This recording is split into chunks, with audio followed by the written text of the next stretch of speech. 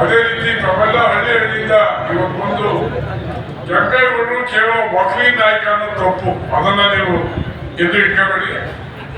ಈ ನಾಡಿನ ನಾಡಪ್ರಭು ಬಹುಶಃ ಈ ಬಿರುದು ನಾಡಪ್ರಭುತ್ವ ಬಿರುದು ಯಾವ ರಾಜ್ಯಕ್ಕೂ ಬಂದಿಲ್ಲ. ನಾಡಪ್ರಭು ಬಿರುದನ್ನ ಪಡೆದಂತವರು ಕೆಂಪೇಗೌಡರು. ಎಲ್ಲ ಸಮಾಜದ ಕೂಗಿನ ಜೊತೆಯಲ್ಲಿ ಒಕ್ಕಲಿಂದ ಪಡೆದಂತ ಒಬ್ಬ ವ್ಯಕ್ತಿ ಇದ್ರೆ ಕೆಂಪೇಗೌಡರು.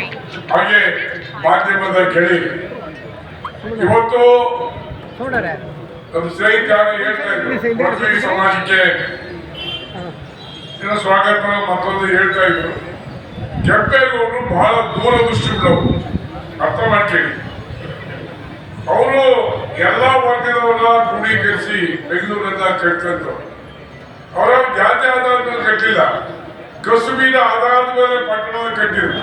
ಮಡಿಕೆ ಮಾಡೋರು ಕುಂಬಾರ ಬೀದಿ, ನೇಯ್ಗೆ ಮಾಡೋರು ಮತ್ತೊಂದು ಮುಗಿದೊಂದು ಈ ರೀತಿ ಮಾಡಿ ಕಟ್ಕೊಟ್ಟಂತ ಒಬ್ಬ ರಾಜ. ಇವತ್ತು ನೋಡಿರ್ಬೋದು ಕಡಲೆಕಾಯಿ ಪರಿಷೆ ನೀವೆಲ್ಲಾರು ಹೋಗ್ತೀರಿ, ನಿಮ್ಮ ಮಕ್ಕಳು ಹೋಗ್ತಾರೆ, ನೀವ್ಯಾರು ಹೋಗಲ್ಲ. ಒಂದ್ ದಿವಸ ಖುಷಿ ಪಡೋ ಕಡಲೆಕಾಯಿ ಪರಿಷೆಗೆ ಹೋಗ್ತೀರಿ. ನಾನು ಕಾಲೇಜಿನಿಂದ ಹೋಗ್ತೀರಿ, ಈಗ ಹೋಗಲ್ಲ.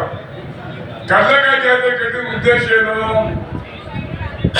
ಕೆಂಪೇಗೌಡರು ಮಾರು ವೇಷದಲ್ಲಿ ಆ ನಗರವನ್ನ ಪ್ರದರ್ಶನ ಮಾಡೋ ಸಂದರ್ಭದಲ್ಲಿ ಹಳ್ಳಿ ರೈತರು ಆ ಕಡಲೆಕಾಯಿ ಬೀದಿಲಿ ಮಾಡಲಿಕ್ಕೆ ಒಂದು ಅವಕಾಶ ಇರಲಿಲ್ಲ.